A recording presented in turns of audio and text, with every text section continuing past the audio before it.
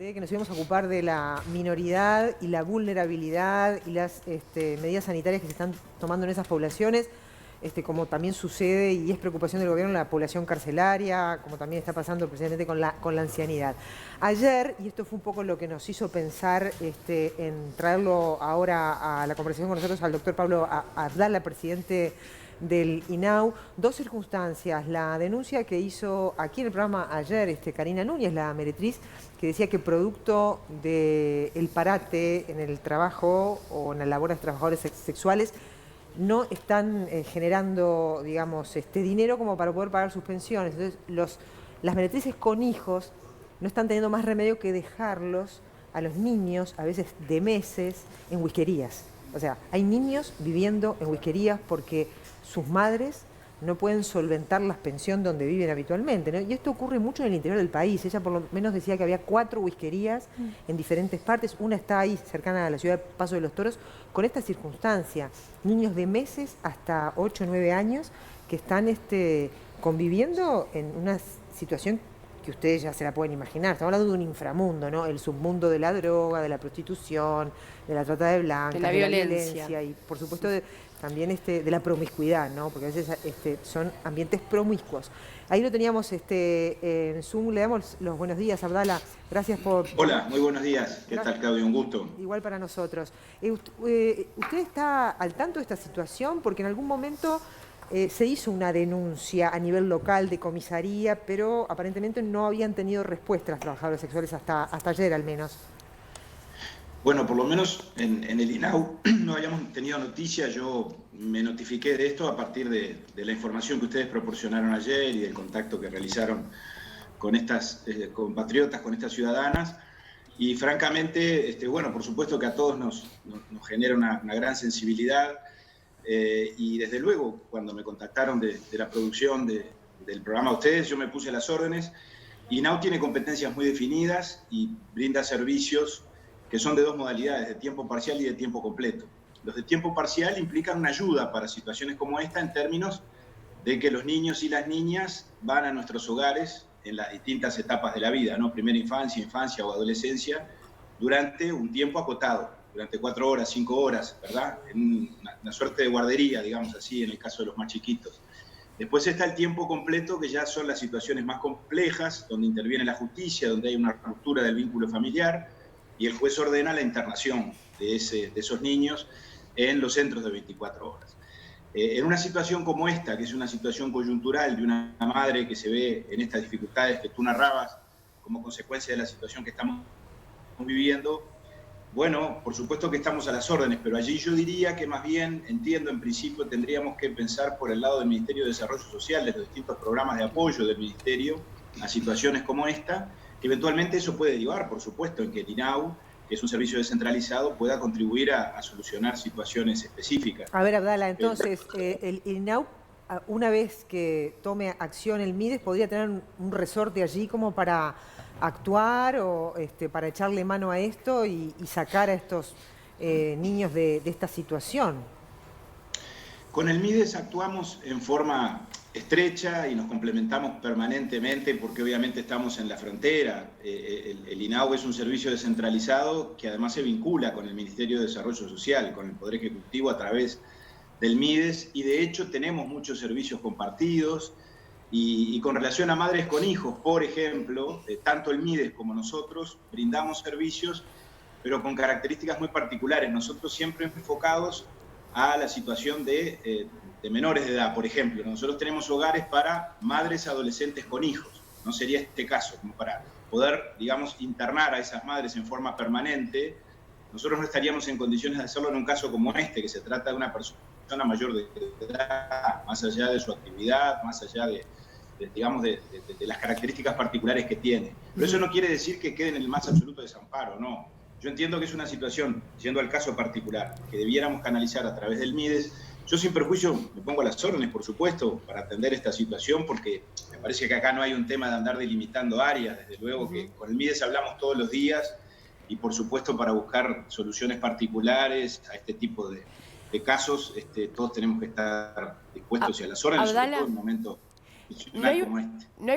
Buen día. No hay una responsabilidad compartida porque si bien la mayor de edad es la mamá y por supuesto que está en la órbita del MIDES dar una solución, también hay un menor que está durmiendo en condiciones que no debería. No hay una responsabilidad compartida de buscar una solución. Sabemos que a veces el tema de los refugios es complejo y encontrar camas para todas esas mamás que están con niños en la calle, porque esta mujer está en la calle, buscó como solución una whiskería, pero no es la adecuada. ¿No es una responsabilidad compartida que deberían encontrar solución tanto el INAU como el MIDES trabajando conjuntamente?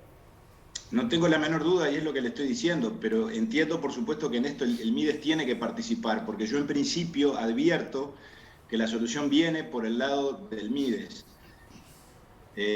También interviene la justicia en esto. Cuando hay un menor en situación de desamparo y por la circunstancia que sea, imputable a la madre o no, está en una situación de vulneración de sus derechos, obviamente allí la propia justicia puede intervenir y tomar cartas y eventualmente ordenar, por ejemplo, allí, esa sería otra alternativa que podría llegar a darse, la internación de ese menor en el INAU.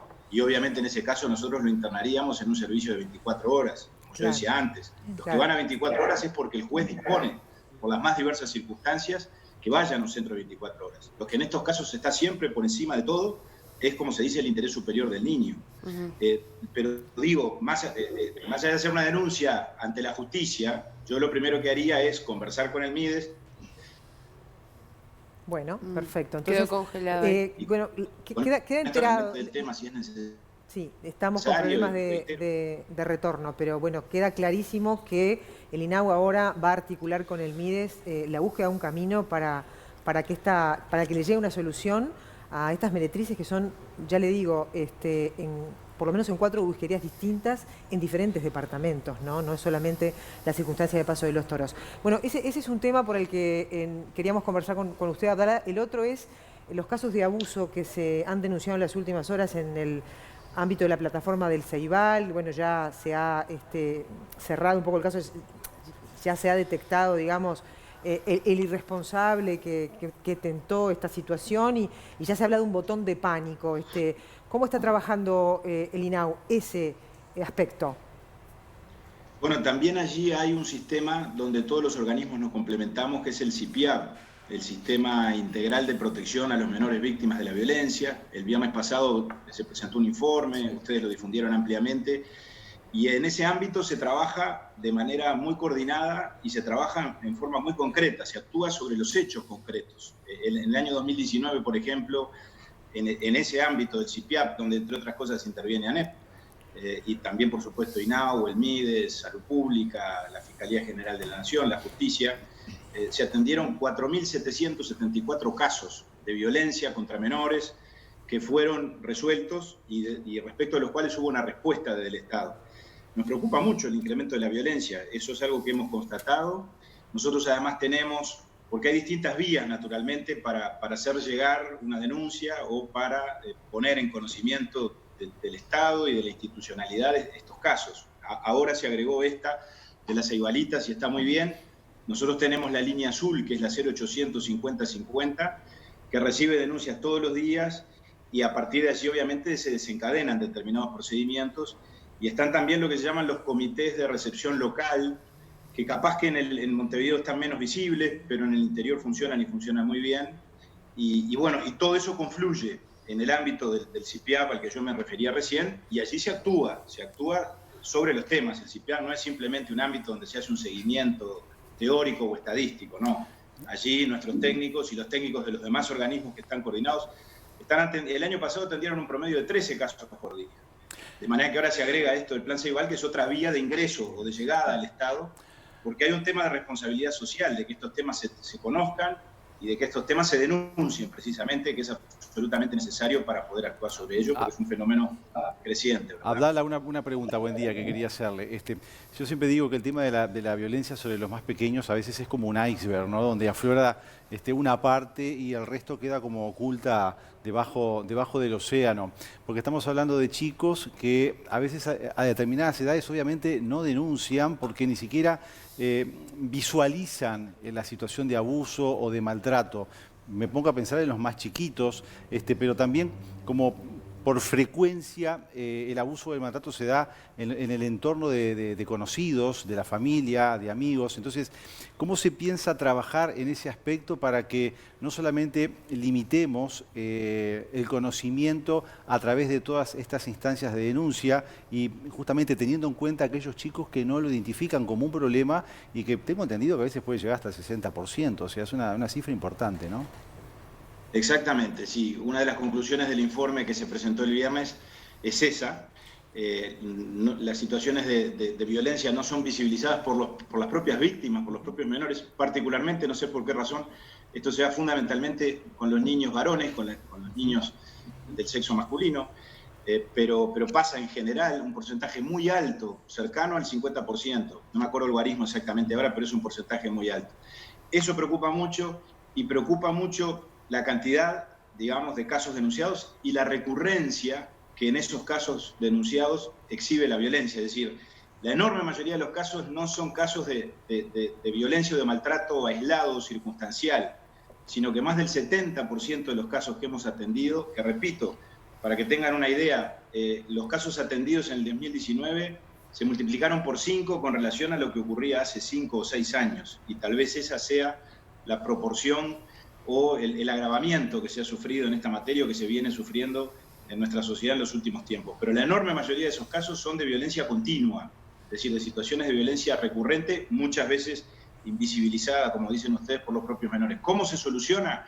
Bueno, por supuesto que actuando y por supuesto que hablando. Yo creo que es muy importante esto que estamos haciendo y por eso hay campañas de sensibilización y de difusión. Ustedes habrán visto que prácticamente desde que empezó la emergencia sanitaria, la Presidencia de la República y mujeres, porque obviamente la violencia contra los menores va de la mano de la violencia de género y de la violencia intrafamiliar, de las más diversas formas de violencia, pero hay que involucrar a la población. Yo creo que acá hay un tema de responsabilidad social donde todos, y cuando digo todos no digo las entidades públicas o las organizaciones sociales, digo todas las personas, todos los uruguayos, tenemos que contribuir a mitigar esto o a enfrentar esto, entre otras cosas denunciando. Cuando sabemos que está ocurriendo algo de esto en la casa del vecino, tenemos que denunciar. Sí, bien importante. Y Abdala, antes de cerrar, le quería consultar, en medio de esta pandemia, y hablábamos de 2.500 niños, niñas y adolescentes que están viviendo 24 horas en hogares en todo el país y unos 70.000 en tiempo parcial.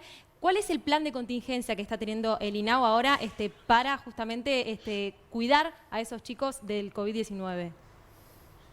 Bueno, tú separaste muy bien, Jimena, las dos modalidades. Los 70.000, que en realidad son casi 80.000, que van a los hogares de tiempo parcial, que comentábamos al principio de esta charla, están en un régimen muy similar al de enseñanza primaria. Están en sus casas, protegiéndolos, por supuesto, del problema de salud y el problema sanitario que enfrentamos, recibiendo todos los días la alimentación, los que la solicitan, que no son los 80.000, de esos 80.000 la han solicitado más de 20.000 aproximadamente, desayuno y almuerzo y merienda según los casos, y los equipos de esos centros, de los distintos centros, mantienen contacto permanente con ellos, porque obviamente se trata de una situación muy particular que tiene a veces consecuencias emocionales, psicológicas, por la situación de encierro, ¿verdad? Claro. Que son consecuencias que se nos generan a cualquiera de nosotros.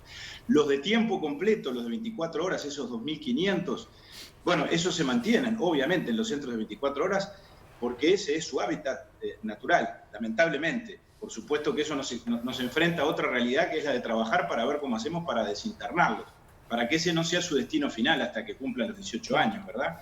Y eventualmente se puedan volver a vincular a una familia y volver a incorporar a un núcleo familiar. Pero mientras tanto están allí y estamos elaborando planes de contingencia para la eventualidad de que aparezca el foco de coronavirus.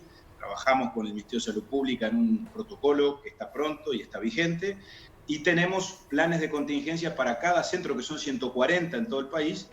En la medida en que ocurra un foco de coronavirus, ya tenemos previsto cómo actuar, por supuesto con la dosis de riesgo que en estos ámbitos tenemos, no lo ignoramos, pero nos hemos preparado todo lo que hemos podido para enfrentar esa situación si llegara a acontecer. Doctor Abdala, muchas gracias por su tiempo, que tenga buen día. Gracias a ustedes, Claudio, un abrazo, un placer. Saludos.